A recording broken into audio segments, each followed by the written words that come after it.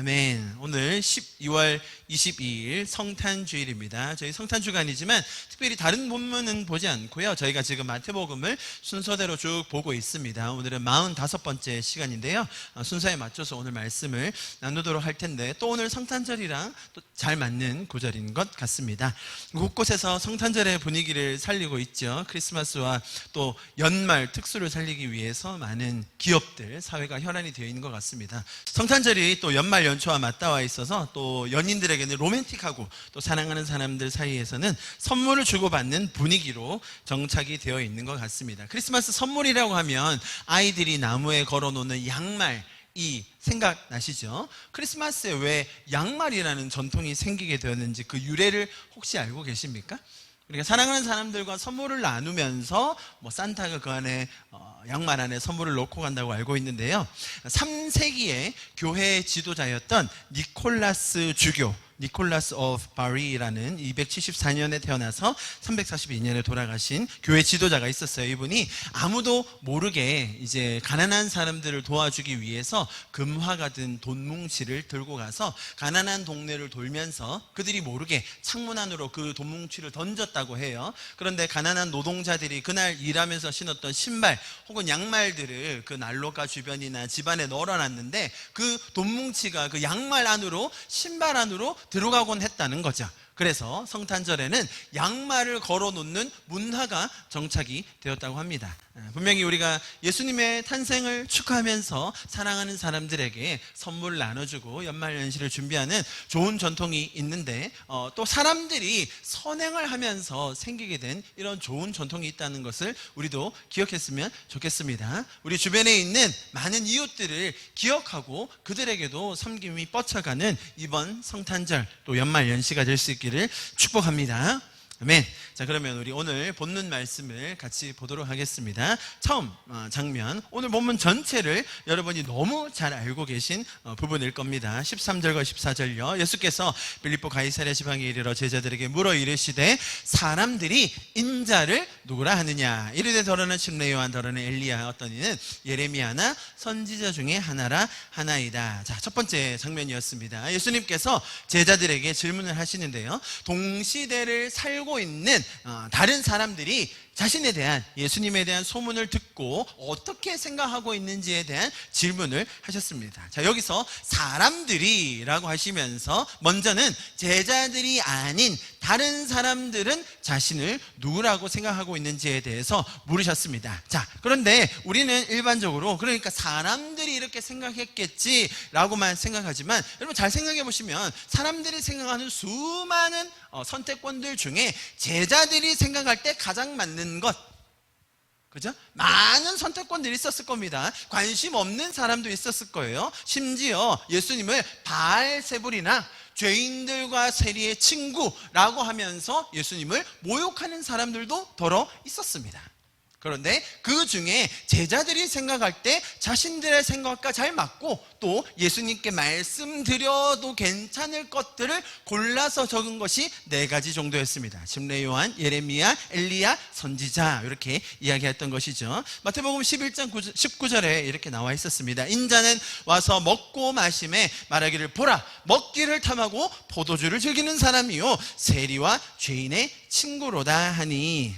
그죠? 그래서 예수님께서 이렇게 질문을 하셨을 때 사람들이 나를 뭐라고 하니? 그 말에 담겨 있는 그 예수님의 의도는 사실은 너희 전체는 나를 누구라고 듣고 있니? 그리고 그 중에서 너희는 나를 누구라고 생각하고 있니? 라는 질문으로 보셔도 무방할 것 같습니다. 자, 이 질문과 대답의 맥락이 조금 이해가 되시죠? 자, 그래서 이 대답을 보면 제자들이 생각하는 예수님에 대한 이 한계적인 이해를 볼 수 있는 거예요. 이제 16장 후반부에 가면 다음 주부터 예수님께서 십자가 지심에 대해서 본격적으로 이야기하기 시작하십니다. 자, 그런데 그럼에도 불구하고 제자들이 예수님을 이해하고 있는 수준이 아직 여기에 미쳐 있다는 것을 우리가 이해할 수 있습니다.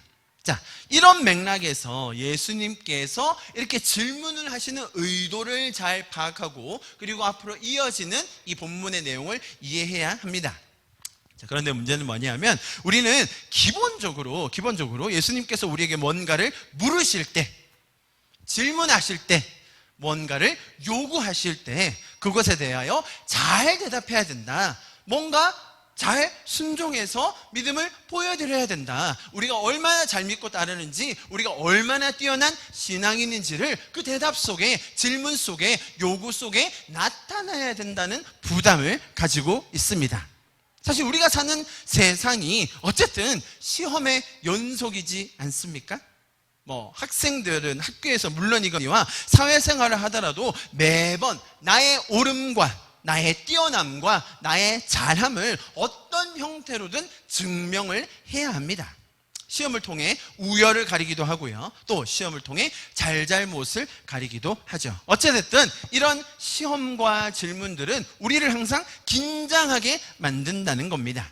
자, 우리가 사는 이런 죄적인 세상, 인간들이 사는 세상 속에 이처럼 깊이 뿌리 내리고 있는 시험, 선발, 선별, 선출의 문화가 성경을 읽으면서도 예수님의 가르침을 볼 때에도 동일하게 적용되는 것이 문제라는 거예요.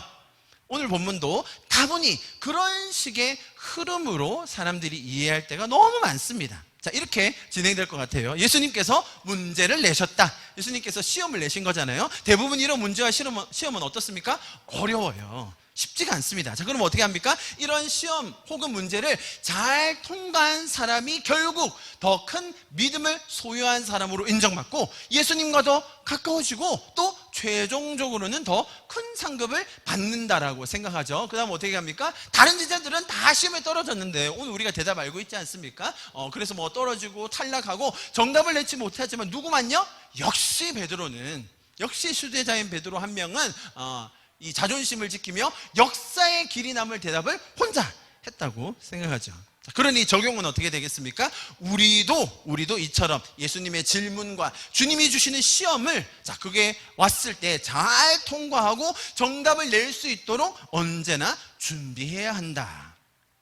이런 식의 적용이 꽤나 많습니다. 지난주에 아주 비슷한 흐름이 있었습니다. 지난주에는 바리새인과 서기관들이 표적을 보여달라고 요구했습니다. 자, 그럴 때 어떻게 사람들의 생각의 프로세스가 진행되는가? 제가 이렇게 보여드렸습니다. 우리가 이런저런 방법을 잘 이해하고 사용하고 동원해서 이 시대의 표적을 분별해야 된다. 하늘이 이럴 때 날씨가 이렇게 된다는 걸 아는데 시대의 표적은 분별하지 못하느냐? 이렇게 예수님이 질문하셨잖아요. 자, 그렇기 때문에 우리가 시대의 표적을 분별해야 되는구나. 자, 동일하게 어떻게 가죠? 이 시대의 표적을 분별하는 건 어렵죠. 자, 그러면 어떻게 되겠습니까? 누군가는 이런 일을 해야 되는데 어떤 사람이 하겠어요? 하나님과 가까운 사람, 계시를 더 받은 사람, 그런 기름 부음을 가로치고 세게 받는 사람, 기도를 더 깊게 하는 사람, 말씀을 통달한 사람이 이렇게 시대를 분별할 수 있다. 결론은 이런 사람들의 말을 잘 듣고 따라야 한다. 자, 여러분, 제가 두 가지 흐름을 좀 보여드렸는데요, 지난주의 말씀과 또 이번 주의 말씀을 보여드렸는데 비슷한 맥락이 보이시죠? 우리가 믿고 따르는 절대자이신 하나님, 예수님, 성령님께서 뭔가를 잘해서 순종을 잘하고 믿음도 크다는 것을 보여드리고 또 기도도 열심히 해서 인정받으려고 하는, 또 더 높은 자리로 올라가려고 하는, 더 큰 상을 받으려고 하는 기질이 우리 안에 항상 있다는 것을 보게 됩니다. 여러분, 예수님께서 어떤 요구나 시험을 하실 때 더 열심히 해서 뽑혀야 하는 그 소수의 무리, 더 높은 영성을 가진 사람들 그룹에 들어가야 된다는 부담을 우리는 항상 가지게 됩니다. 그러나 여러분, 잘 생각해 보시면 예수님께서 그러한 요구를, 명령을 먼저 하신 것이 절대로 아님을 기억해야 합니다. 예수님은 우리가 영적으로 죽어 있을 때 우리를 위해 이 땅에 오셔서 구원하심으로 생명을 먼저 주셨습니다. 믿음이 없을 때 은혜를 주심으로 우리를 도와주기 원하시고, 우리가 갈 바를 알지 못할 때 우리를 인도해 주기 원하시는 분이 우리 하나님이십니다. 할렐루야. 자, 오늘 질문에서도 동일하게 그게 보여집니다. 너희가 맞추나 안 맞추나 보자. 누가 맞추나 보자. 제자들은 다 떨어지고 베드로만 맞췄다. 그런 질문이 전혀 아닙니다. 자세히 보시면 질문 자체가 이들을 시험하거나 평가하기 위함이 아니라 이미 질문 속에 답이 있는 너무나 쉬운 질문임을 알 수 있습니다. 예수님께서 뭘 물으셨습니까? 사람들은 인자를 누구라고 하느냐? 땅 짚고 헤엄치는 질문입니다. 인자를 누구라 하느냐? 아니, 저기 나사렛 목수의 아들인 나 예수를 사람들이 누구라고 하니? 라는 질문이 아니었고요. 인자를 누구라고 하느냐? 이렇게 물으셨다는 거죠. 여러분, 인자라는 단어는 저희에게는 그렇게 익숙하진 않지만 유대 문화에 사는 사람들에게는 인자라는 단어 자체가 가지고 있는 특별한 뜻이 있습니다. 사람의 아들, 뭐 그런 뜻이잖아요. 이 칭호는 유대 묵시 문화, 다니엘서나 이런 데 보면 뭐라고 나와 있냐면 종말의 세상을 심판할 자라는 이미지를 이미 가지고 있는 거예요. 자, 인자로 자신을 표현하신 예수님은 곧 십자가에 돌아가셔서 마치 끝난 것처럼 보일 수 있어요. 그러나 거기서 부활하시고 다시 사셔서 종말에는 영광스러운 재림주의 모습으로 오실 메시아이다라는 것이 인자라는 단어에 이미 포함되어 있다는 거예요. 다니엘서가 이렇게 나와 있죠. 7장 13절 14절 우리 같이 한번 읽어볼까요? 시작. 내가 또 밤에 환상 중에 보니 인자, 여기서 이제 처음 나오는 거예요. 다시 읽어볼게요. 인자 같은 이가 하늘구름을 타고 와서 옛적부터 항상 계신 이에게 나아가 그 앞으로 인도되매 그에게 권세와 영광과 나라를 주고 모든 백성과 나라들과 다른 언어를 말하는 모든 자들이 그를 섬기게 하였으니 그의 권세는 소멸되지 아니하는 영원한 권세요 그의 나라는 멸망하지 아니할 것이니라. 할렐루야. 이렇게 정답을 주시면서 이들이 맞추나 안 맞추나 선발해서 맞춘 사람만 내 수제자 삼아야지, 맞춘 사람에게 더 큰 특권과 더 많은 권세를 주어야지 라는 질문이 아니라 오히려 이들을 가르쳐 주시고 이들을 배려해 주시고 이들이 더 깨달을 수 있도록 계시해 주시는 질문이 인자를 누구라 하느냐라는 예수님의 질문이었습니다. 하나님의 성품, 예수님의 성품이 고스란히 묻어나는 그런 질문입니다. 여러분, 우리가 순종할 수 있고 혹은 예수님께서 가르쳐 주신 라이프 스타일, 천국의 그런 라이프 스타일로 살 수 있고 이웃을 사랑할 수 있으며 또 나의 존재 가치, 내 정체성을 아는 이것, 혹은 하나님의 뜻을 알아서 하나님의 우리를 인도하시는 그 길대로 살아갈 수 있는 것. 잘 보십시오. 이렇게 너무나 좋은 우리 신앙의 가치들이 있지 않습니까? 순종하고 때로는 헌신하고 주님의 인도를 받고 하나님과 교제하는 것. 잘 보십시오. 이런 것들을 우리는 조건화한다는 거예요. 잘 맞추면, 잘 따라가면, 잘 순종하면 우리를 사랑해 주시겠지. 베드로도 그렇게 맞췄으니까 네 이름 그 반석 위에 내가 교회를 세우리라 라고 칭찬해 주셨겠지 라고 해석을 한다는 거예요. 여러분, 그것은 기독교의 은혜의 원리, 사랑의 원리와 전혀 맞지 않는 것입니다.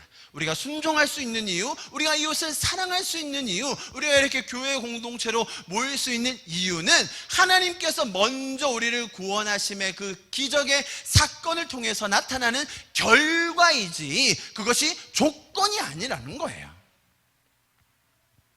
우리가 무지하여서 죄의 길, 사망의 길로 가고 있을 그때에 하나님은 은혜로 우리를 지금까지 이곳까지 인도해 주셨습니다. 먼저 일하시고 먼저 섬기셔서 우리를 생명의 길로 인도하신, 올 한 해도 그렇게 우리를 인도하여 주신 주님을 찬양합니다. 아멘. 다음 구절로 넘어갑니다. 15절과 16절요. 이르시되 너희는 나를 누구라고 하느냐? 시몬 베드로가 대답하여 이르되 주는 그리스도시요 살아계신 하나님의 아들이시니이다. 기독교 역사에 그리고 성경에 너무나 중요한 중심이 되는 그런 고백입니다. 사실 제자들이 처음에 네 가지 부류로 말했다고 했죠. 침례 요한과 엘리야와 예레미야와 선지자 등을 거론했었습니다. 자, 그런 모습들 속에서도 예수님의 모습과 예수님의 사역과 성품과 비슷한 면도 덜어 있습니다. 아까 말했던 14절요. 요 네 가지 부류가 예수님의 사역과 성품과 구분하시는 본질적인 일, 존재적인 면과 맞닿아 있는 부분도 있어요. 맞습니다. 네, 예수님도 자신의 민족을 사랑하여 눈물을 흘렸던 예레미야와 같이 사랑하는 마음 가지고 계시죠. 네, 예수님도 엘리야처럼 많은 기적을 베푸셨습니다. 맞죠? 예수님도 요한처럼 회개의 메시지를 전해주시며 우리의 삶을 돌이키기 원하셨습니다. 자, 그런데 이러한 모습들을 볼 때 우리도 예수님에 대하여 이야기하면서 강조할 때 제자들이 처음에 말했던 이런 것들만 강조하고 있지는 않습니까? 이런 것들이 틀렸다는 말은 아니지만 가장 핵심적인 예수님의 본질적인 사역과 성품과 존재적인 면과는 다르다는 것을 우리가 먼저 알고 넘어가야 합니다. 여러분, 예수님은 그리스도십니다. 그 말은 기름 부음을 받은 자라는 뜻이에요. 여러분, 하나님과 동일하신 예수님께서 굳이 기름 부음을 받으셔야 할 이유가 없습니다. 아니, 인간의 몸을 입고 오실 이유도 없었습니다. 그런데 예수님께서는 인류를 구원하시기 위해 인간의 몸을 입고 오셨고 이 땅에 오셔서 기름 부음 받은 자로 우리를 구원하기 위해 생명을 주시기 위해 일하셨다는 것입니다. 그분을 우리는 예수 그리스도라고 부릅니다. 예수님은 살아계신 하나님의 아들이십니다. 여러분, 절대자라고 하면 당연히 능력, 권위로만 내세우게 되어 있습니다. 피조물을 위해 일을 하거나 피조물을 위해 희생한다, 이런 개념은 신에게 없는 겁니다. 인간은 신이 시키는 대로 따라야 하고 아무리 불합리하게 명령을 한다 한들 어쩔 수 없이 복종해야만 하는 것이 신과 피조물의 특성입니다. 세상 모든 신이 그렇습니다. 한번 생각해 보십시오. 세상에 다른 어떤 신도 그 카테고리 안에 들어가지 않는 신이 없다는 겁니다. 자, 그런데 예수님께서, 우리가 믿는 이 예수님께서는 살아계신 인격적이신 하나님이세요. 여러분, 참 모순되는 말입니다. 보십시오. 하나님은 절대자잖아요. 신이시잖아요. 자, 보세요. 하나님은 인격적이시다. 인격적이라는 게 인격, 영어로 하면 personal이거든요. 딱히 번역할 수가 없어요. 하나님이 인격적이시다. 이 말 안에 우리 기독교의 어마어마한 비밀이 숨겨져 있는 거예요. 하나님은 인격적이세요. 하나님은 권위적이거나 하나님은 절대자로 계시기만 한 것이 아니라 살아계신 하나님으로서 우리와 인격적인 관계를 맺어주시는 분이라는 거예요. 이것이 기독교의 놀라운 비밀입니다.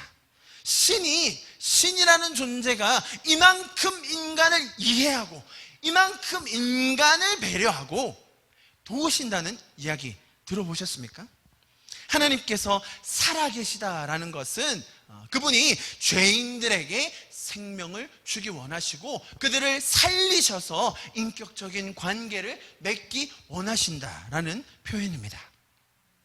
자, 이러한 분이 우리가 믿고 따르는 이 땅에 오신 예수 그리스도, 살아계신 하나님의 아들이십니다. 네, 맞습니다. 기적도 베푸시고요, 회개를 촉구하시기도 합니다. 그러나 이런 것들은 예수님에 대한 이해에 있어서 우리가 본질을 먼저 알고 그 위에 쌓아가야 하는 것들이에요. 먼저는 그리스도이시며 살아계신 하나님의 아들이라는 이러한 기초를 가지고 그 위에 예수님의 다양한 인격과 성품과 그분의 사역들을 쌓아가야 하는 것입니다. 여러분, 이 놀라운 예수 그리스도, 주는 그리스도시요 살아계신 하나님의 아들이십니다 라는 이 고백이 우리의 삶에 더 풍성해질 수 있기를 축복합니다. 아멘. 우리 17절 18절인데요 17절부터 우리 먼저 같이 한번 읽어볼까요? 17절만요. 시작. 예수께서 대답하여 이르시되 바요나 시모나,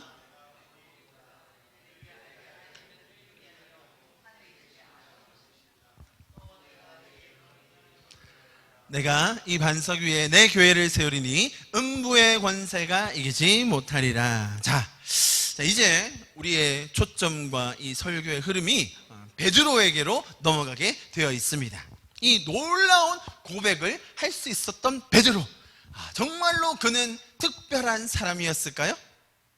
베드로가 아무렴 수제자였기 때문에 이렇게 이상적인 대답을 할 수 있었겠습니까? 우리 사람들의 생각의 흐름이 항상 그렇게 가기 마련입니다. 자, 제가 다시 한번 질문 드리겠습니다. 베드로는 정말로 영성이 깊고 높아서 다른 일반적인 사람들은 알 수 없는 것을 알아낸 비범한 특별한 사람입니까? 자, 정답은 네, 매우 특별한 사람이었습니다.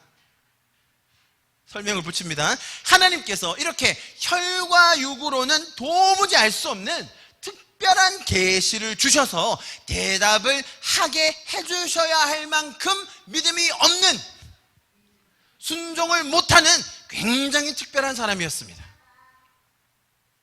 여러분, 제가 아까 서두에 말씀드렸던 그런 내용과 맞닿아 있는 부분입니다. 우리가 가진 기독교 신앙에 있어서 이런 특별성, 은총신학, 선택받은 소수, 선민사상 등의 개념은 우리가 기독교 신앙에서 없애야 할 부분입니다. 다시 말씀드리지만 이것은 기독교의 은혜와 사랑의 원리와는 하나도 맞지 않습니다. 하나님은 약한 자를 들어 쓰십니다.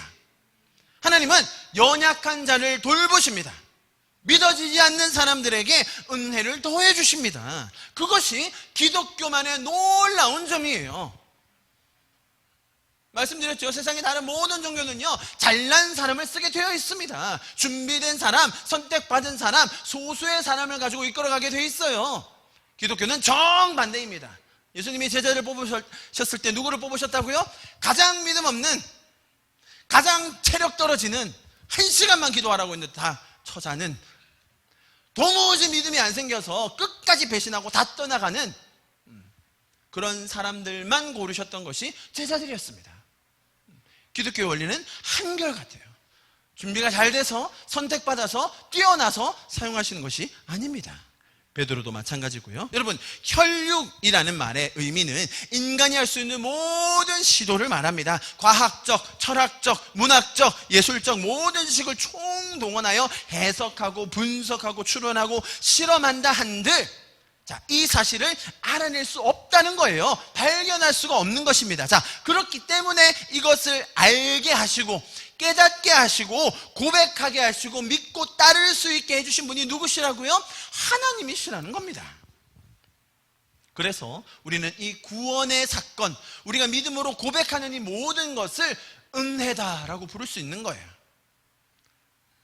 자, 그리고 나서 바로 18절이 이어집니다. 내게 이르노니 너는 베드로라, 이 반석 위에 내 교회를 세우리니 음부의 권세가 이기지 못하리라. 자, 베드로의 특별성에 대해서 제가 설명했습니다. 베드로는 특별합니다. 어느 쪽으로요?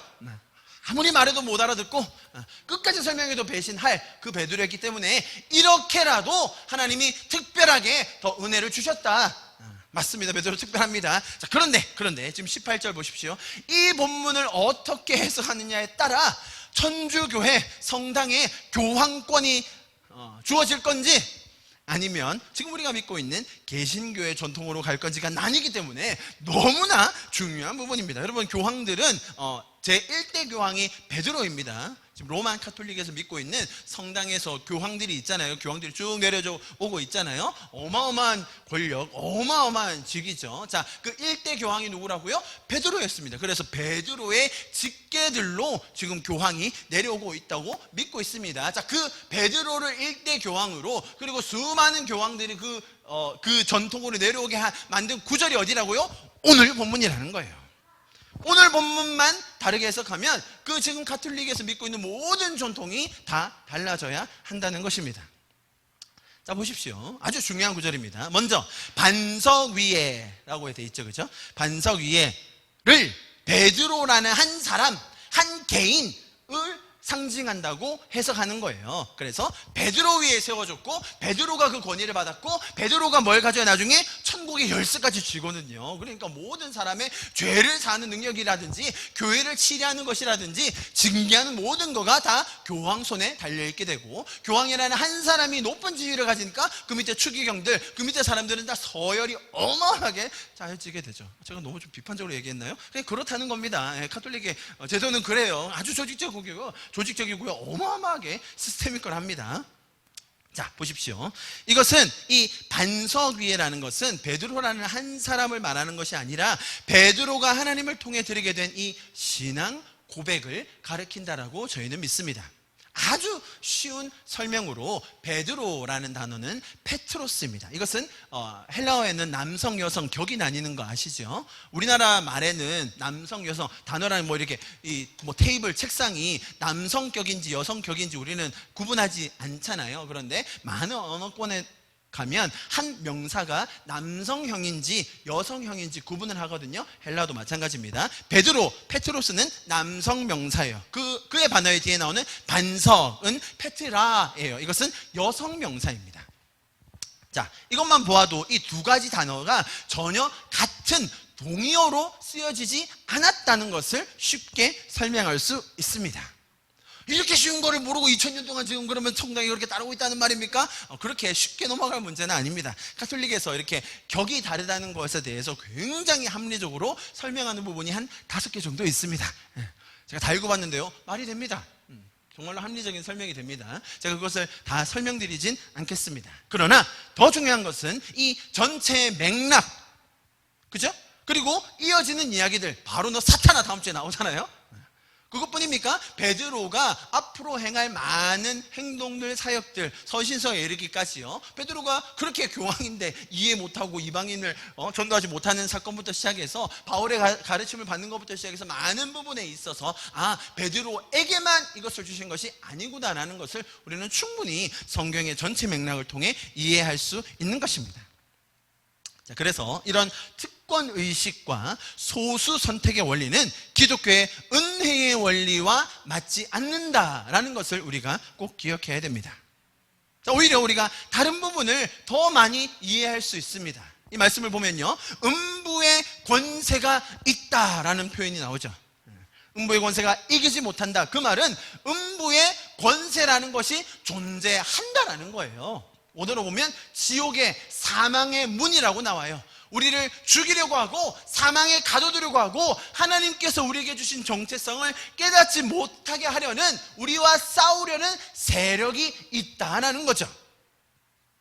여러분, 마태복음에서 오늘 본문에서 예수님께서 처음으로 교회라는 단어를 언급하셨습니다. 교회, 이 에클레시아는 꺼냄을 받은 무리, 꺼내심을 받은 사람들, 그런 뜻입니다. 이 교회라는 것을 음부의 권세는 이기지 못할 것입니다. 무슨 말입니까? 어떤 어둠의 세력도, 사단의 세력도 우리를 하나님의 사랑, 즉 교회가 된, 성도가 된 하나님께서 꺼내주신 우리를 이기지 못할 거라는 바로 그 말입니다. 우리가 로마서에서 자주 읽는 그 말씀을 예수님께서 해주신 겁니다. 로마서 8장 말씀 우리 같이 한번 읽어보겠습니다. 35절부터 39절요. 시작.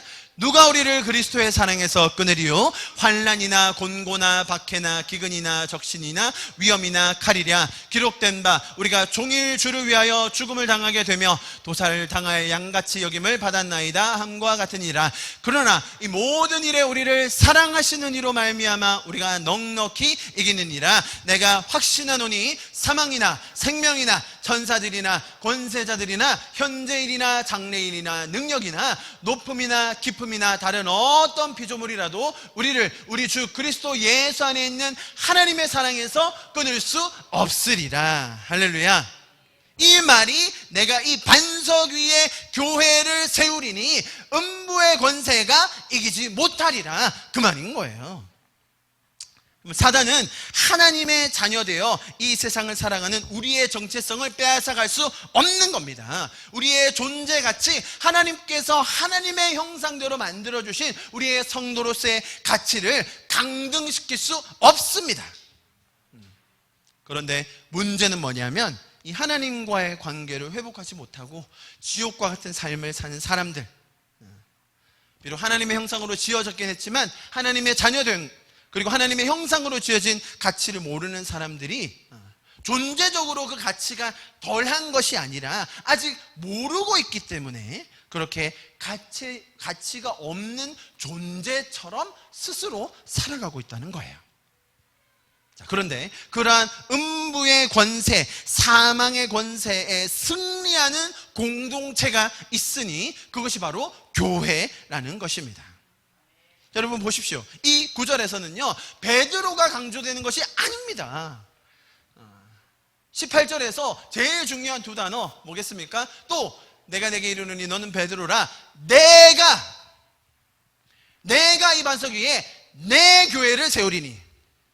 지금 베드로가 강조가 아니잖아요. 내가 내 교회를 세우겠다는 거예요. 그것이 핵심입니다. 여러분, 복음의 특징, 저희가 지금 마태복음을 45번 쭉 보면서 복음이라는 것, 기쁜 소식이라는 것이 도대체 무슨 뜻이냐, 내가 할 수 없을 때, 내가 죽어 있을 때, 내가 답을 모를 때, 내가 어떠한 것도 할 수 없을 그때에 예수님께서 먼저 오셔서, 예수님께서 먼저 섬기심으로, 예수님께서 먼저 죽으심으로 우리를 살려주셨다는 것, 그분 때문에 우리가 살아나고 그분이 주신 말씀으로 인하여 우리가 생명을 얻는 것, 그것을 우리가 뭐라고 부른다고요? 기쁜 소식, 복음이라고 부른다는 거예요. 복음은 예수님께서 일하신다, 하나님께서 살아계신다, 그분이 우리를 살리심으로 말미암아 우리가 천국의 풍성한 삶을 살 수 있다라는 그것 아닙니까? 자, 예수님의 주체성, 예수님의 일하심, 하나님의 살아계심, 우리를 섬기심이, 자, 이 표현에도 고스란히 담아 있는 거예요. 누구의 교회를 세우신다고요? 너희 교회 잘 세워봐. 부산에서 유명한 교회 너희가 열심히 해서 한번 만들어봐. 최선을 다해서 노력해서 어떠한 수단과 방법을 가리지 않고 어쨌든 교회를 잘 만들어내야 된다. 그렇게 하신 것이 아니라는 거예요. 내가 내 교회를 세우겠다. 이 고백이 얼마나 놀라운 고백입니까? 우리에게 얼마나 믿음과 소망과 위로를 주는 말씀입니까?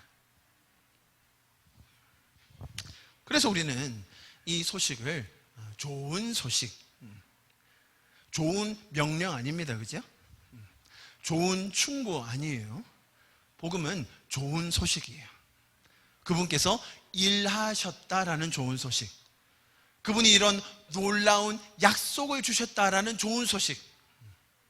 너 이 명령 다 안 지켜내면 천국에 가서 상금 못 받는다. 너 이대로 잘 따르지 않으면 국물도 없다라는 좋은 경고 아닙니다. 심지어 좋은 명령도 아니에요. 좋은 소식이에요. 그래서 우리는 복음을 믿고 따르는 성도가 된 것입니다. 이 구원의 기쁜 소식이 날마다 우리의 삶에 풍성하여지고 또 나누어질 수 있기를 축복합니다.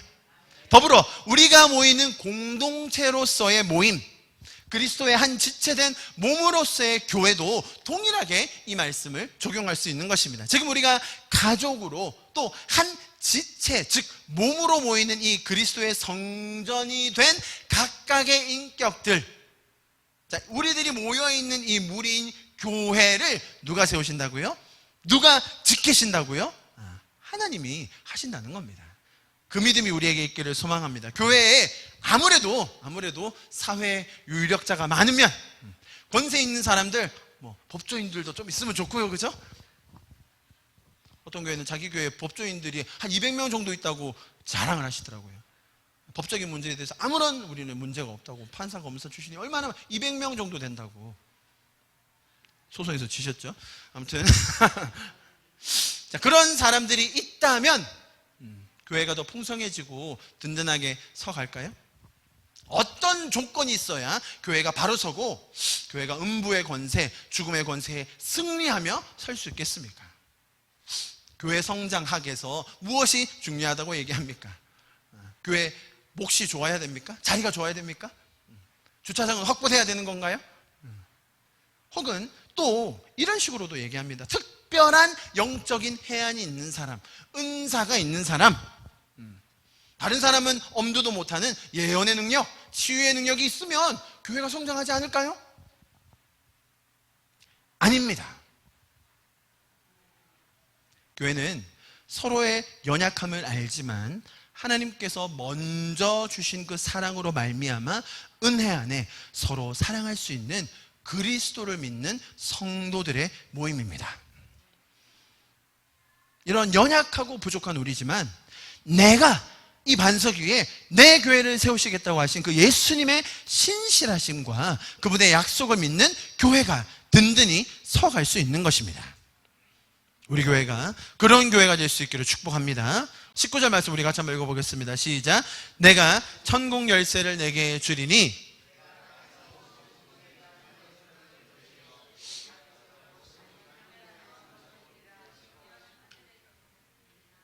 자, 지금 전체 말씀의 흐름이 계속 반복적으로 그렇게 가고 있습니다.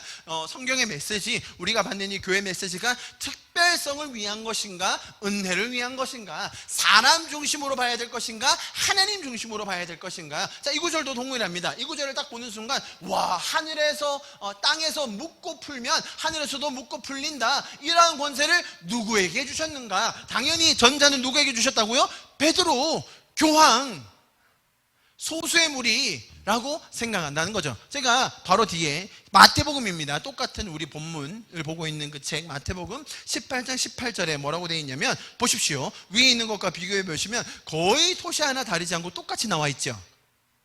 보이십니까? 자, 오늘 우리가 읽은 너무나 유명한 이 구절이 지금 16장에서만 있는 것이 아니라 사실은 18장에서도 동일하게 반복되고 있어요. 자, 말씀을 전하시는 맥락은 조금 다릅니다. 어떤 맥락에서 이 말씀을 하셔서 강조하시는지는 조금 상이할 수 있으나, 그러나 전체적인 메시지는 같다고 보입니다. 제가 18장 가서 설명드릴 때 말씀을 드릴게요. 자, 그런데 다른 것이 있으니 지금 16장에서 말씀하신 이것의 대상은 베드로처럼 보입니다.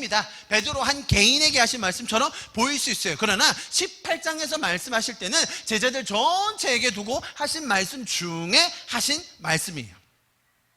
그래서 이것은 비단 베드로라는 한 개인 혹은 12제자 혹은 소수의 무리에게 전달하는 것이 아니라 믿는 성도 모두에게 주시는 약속임을 우리가 이 두 말씀을 비교해 볼 때 충분히 이해할 수 있습니다.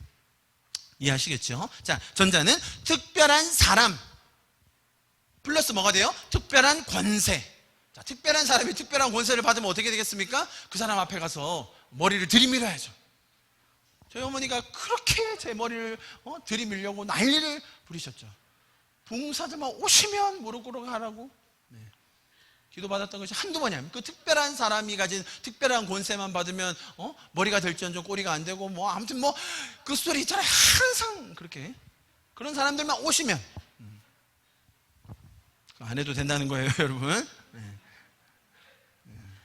자, 그렇다면 이 구절은 특별한 사람 혹은 특별한 권세를 가진 사람에게 주는 게 아니라 모두에게 주시는 메시지인데, 이 말씀이 어떤 의미를 가지고 있을까요? 자, 하늘에서도 메인다, 또 하늘에서도 풀린다. 너무나 우리가 익숙하고 잘 아는 말씀이죠. 자, 이것은 헬라어에 아주 독특한 시제가 있어요. 우리 한글이나 영어에는 없는 시제가 있는데요, 미래 완료형이에요. 말이 모순적이죠, 그죠? 미래인데 이미 완료되었다.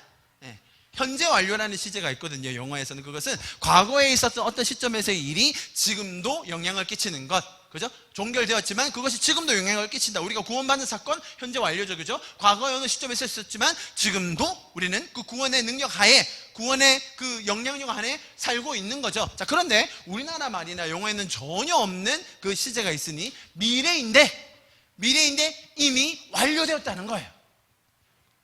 너무 재밌죠? 자, 이것은 무슨 말이냐면, 하늘에서 이미 내려진 그 결정, 즉 예수님께서 우리를 구원하시겠다는 그 강력한 의지가 함축되어 있는 것이 바로 이 미래 완료라는 거예요. 자, 그런데 뭘 메고 또 뭘 묶고 뭘 푸는 거죠? 이 구절을 가지고 가서 보십시오. 아무 데나 가가지고 아무거나 다 대상을 가지고 아무 사람이나 다 묶고 푸는 그런 말이 아니에요.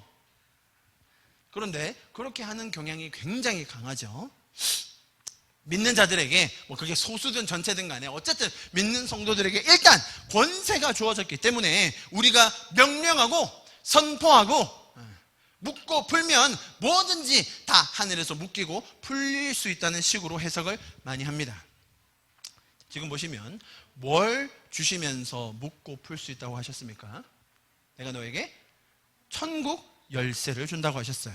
다른 모든 것, 다른 모든 지역, 다른 모든 사람을 메고 풀 수 있다는 능력이 아닙니다.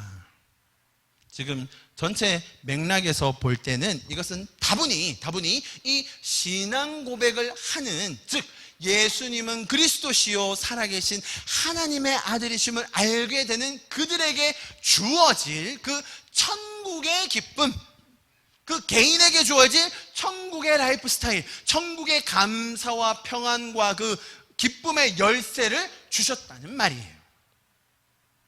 여러분, 우리는 하나님의 은혜로 말미암아 예수 그리스도의 보혈의 공로로 구원을 받았습니다. 하나님과 끊어졌던 관계, 영적으로 죽어있던 것이 살아나 생명을 얻게 되었습니다. 우리의 영이 살아나는 거예요. 이제 그래서 우리는 하나님과 동행하며 그분의 뜻을 알아 살 수 있는 천국의 삶을 살게 된 거예요. 천국의 열쇠를 내가 받게 된 거예요.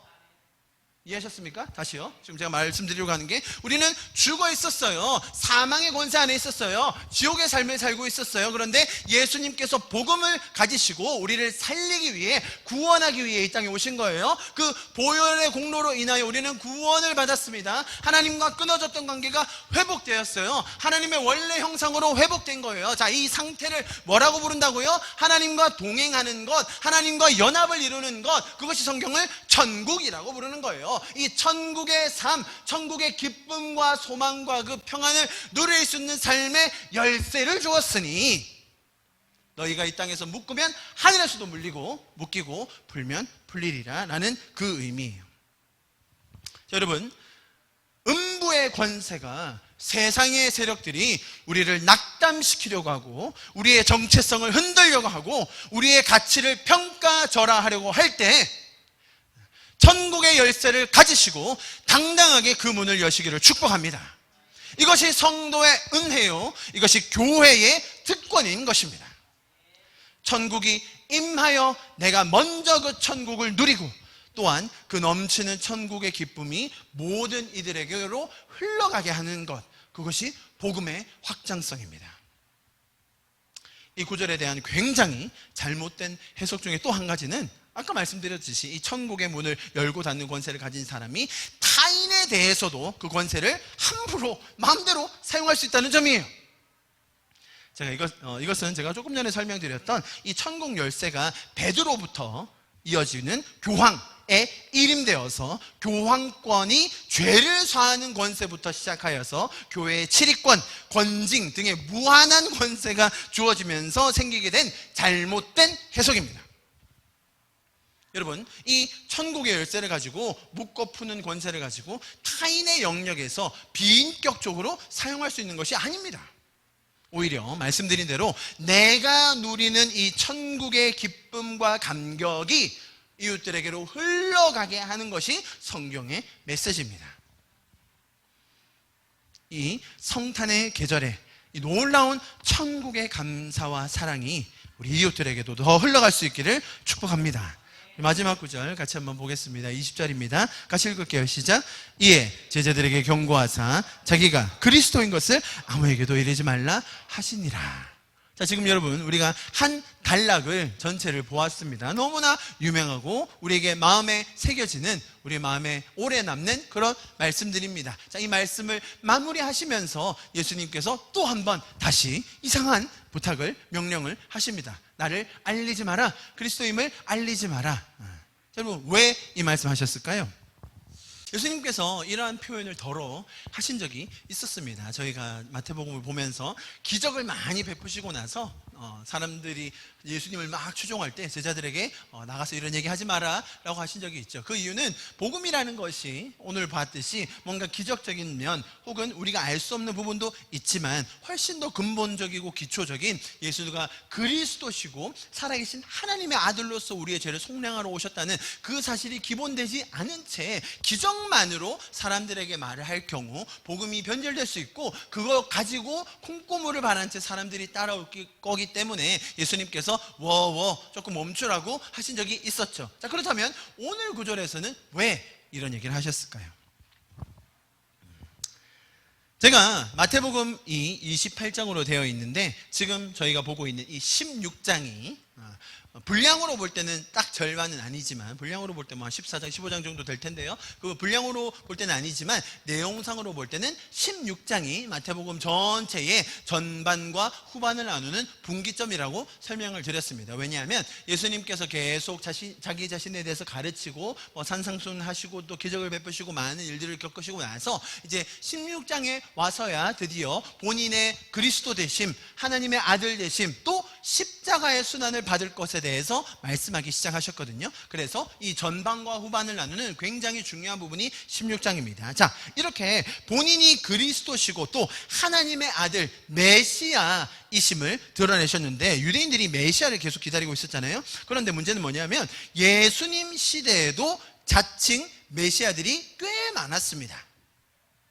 알고 계시죠? 그죠? 사도행전에서도 그런 얘기가 나오고, 지금 이스라엘에 가도 자칭 메시아들이 꽤 많지 않습니까? 예수님이 살 그 당시에도 내가 메시아다, 내가 구원할 구원자다라고 하는 자들이 꽤 많았다는 거예요. 자, 그런 메시아들이 나타날 때면 많은 사람들이 그 뒤를 따르기도 했었습니다. 300명, 500명. 자, 그러다가 정부가 이 정치적인 세력 혹은 종교적인 세력이 일어나니까 가만두지 않죠. 그들을 잡아서 가두든지 죽이든지 하면 그 세력들이 다 없어지곤 했었죠.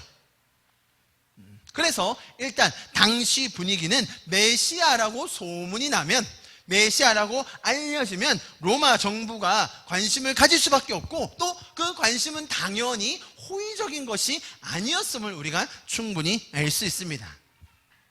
자, 그래서 예수님께서 이 말씀을 하셨습니다. 누구를 보호하기 위해서인가요? 자기 자신을 보호하기 위해서입니까? 제자들을 보호하기 위해서입니까? 지금 제자들이요, 막 천국의 열쇠를 받았다고 하지를 않나, 막 죽음의 권세가 이기지 못할 거라고 하니까 막 갑자기 의기충천해가지고, 야, 우리가 가서 한번 열고 닫아볼까, 뭐 어떻게 뭘 해야 되지? 불을 내려야 되나? 저 이방인들 다 쓸어버려야 되나? 라고 하면서 막 살기가 등등해지고 있는 거예요. 자, 그런 제자들에게, 막 뛰쳐나가려고 하는 제자들에게, 아니야, 멈춰. 지금 그럴 때 아니다. 내가 그리스도라고 아직은 얘기하지 마라. 아직 다 이루어진 게 아니다 라고 하시면서 그 뒤에 이어질 말씀, 내가 십자가를 져야 된다. 아니, 예수님 무슨 소리, 그건 안 되죠. 우리가 그 얘기는 다음 주에 보고요. 이렇게 육신의 충만함으로 나가게 되면 어떤 일이 일어날지 불보듯 뻔한 거예요. 예수님은 다분히 제자들을 보호하기 위해서 이런 우리가 이해하기 힘든 말씀을 하신 거예요. 여러분, 우리가 성경을 볼 때 또 예수님의 가르침과 사역과 하나님에 대해서 생각할 때 너무나 많은 경우에, 예수님은 뭔가 비밀이 있으신데 내가 열심을 내서 알아내야 돼. 혹은 예수님은 우리에게 이러이러한 명령을 주셔서 우리를 이용해서 뭔가 하나님의 큰 뜻을 이루실 거야. 아니면 하나님의 명령을 잘 따라야 내가 상 받고 안 그러면 벌 받을 거야. 자, 이런 식의 인간들이 많이 생각하는 죄적인 사고로 예수님과 성경의 가르침과 전체 메시지를 볼 때가 너무 많다는 거예요. 그러니까 이 구절도 비밀스러운, 뭔가를 알아내야 되는 그런 말씀으로 생각하기 쉽죠. 다시 말씀드립니다. 저희가 지금 보고 있는 본문은요, 마태가 쓴 기쁜 소식입니다. 마태가 우리에게 전해주는 복음이라는 거예요. 살아계신 하나님의 아들이신 예수님께서 우리를 위하여 일하시고, 연약한 우리를 보호하시고, 잘 알지 못하는 우리를 인도해 가신다라는 이야기가 마태 복음이에요. 자, 그러한 마음으로 하느님 아버지의 마음을 가지고 말씀들을 볼 때 이러한 구절마저도 비밀을 더 만들고 막 신비하게 가려진 것이 아니라 우리를 너무나 사랑하시고 우리를 보호하시고 우리를 돌보기 원하시는 그 하나님의 마음을 느낄 수 있는 겁니다. 하나님의 때에 하나님의 방법으로 우리를 인도해 가십니다. 그러나 우리가 연약하여 무지하여 믿음이 없어서 방황하고 헤맬 그때에 하나님께서는 우리를 다그치시고 윽박지르시는 분이 아니라 우리에게 더 은혜를 주시고 사랑을 주시는 분이심을 우리가 말씀을 통해서 깨닫게 되기를 소망합니다. 우리 좀 말씀을 마무리하면서 기도하고 예배를 마쳤으면 좋겠습니다. 우리를 너무나 사랑하시고 또 아끼시는 예수님께서 우리를 구원하셔서 저와 여러분을 교회로 불러주셨습니다. 우리에게는 천국 열쇠를 주시며 어떤 음부의 권세도 죽음의 문들도 이길 수 없을 것을 선포해 주셨습니다. 우리가 그 신실하신 예수님의 약속 위에 굳게 설 수 있기를 축복합니다. 우리를 교회로 불러주시고 또 세워가시는 그 주님의 은혜에 감사를 드립니다. 세상의 권세가, 사단의 권세가 우리의 존재 가치를 강등시키려고 하고 우리의 그 사랑의 근본을 흔들려고 할 때에 우리가 가진 그 천국의 열쇠로 말미암아 우리가 승리하게 될 줄 믿습니다. 우리가 우리의 힘과 능력과 지혜로 교회를 세워가는 게 아닌 것을 가르쳐 주심에 감사를 드립니다. 예수님께서 내가 내 교회를 세우겠다고 우리에게 약속해 주셨습니다. 여러분이 놀라운 약속을 붙드는 저와 여러분에게를 축복합니다. 예수님께서 살아계셔서 이 모든 과정을 인도해 주실 것입니다. 할렐루야. 우리가 연말을 마무리하면서 이 예수님께서 주신 약속의 말씀을 붙잡고 풍성한 그 은혜 안에 거할 수 있기를 축복합니다. 우리 시간 기도합시다. 주님, 우리가 그 주님의 약속 위에 서게 하여 주시옵소서. 주님의 그 선포 위에 믿음으로 서게 하여 주시옵소서. 음부의 권세가 이길 수 없는 교회로 든든하게 세워지게 하여 주시옵소서. 우리 마지막으로 우리의 자신과 교회와 가정과 직장을 주님 앞에 올려드리면서 기도하고 예배를 마치도록 하겠습니다. 기도하시겠습니다. 주님, 그렇습니다. 주님, 감사합니다. 우리 자리에서 일어나서 우리 찬양 좀 같이 하고 예배를 마치도록 하겠습니다.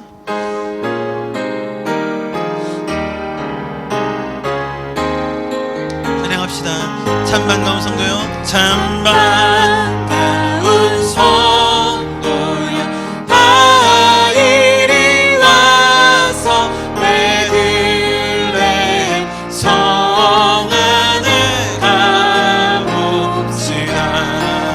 저 구유에 누이신 아기를 보고 엎드려 절하세, 엎드려 절하세, 엎드려 절하세.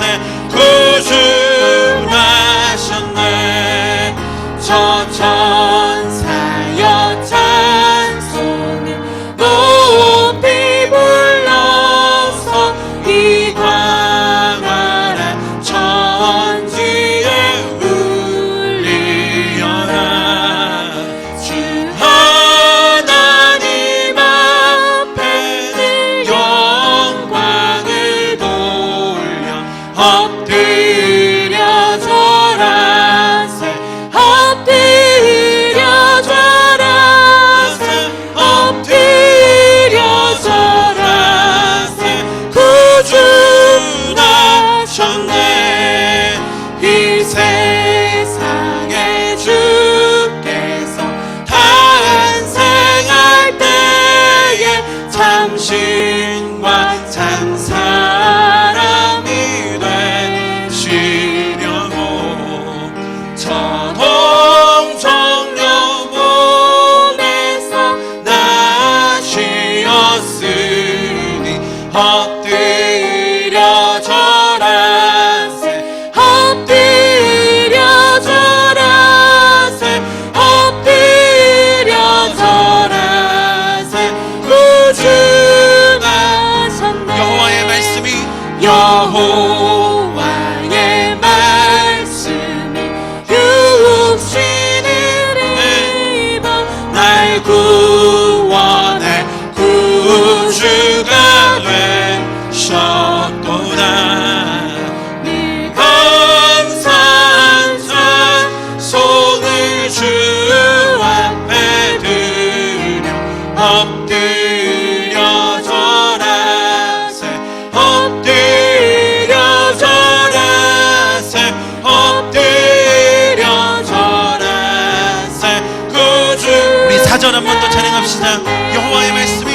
여호와의 말씀이 육신을 아멘. 날 구원할 구주가 되셨도다. 감사한 찬송을 주 앞에 드려 엎드려 절하세 엎드려 절하세 엎드려 절하세 구주 나셨네.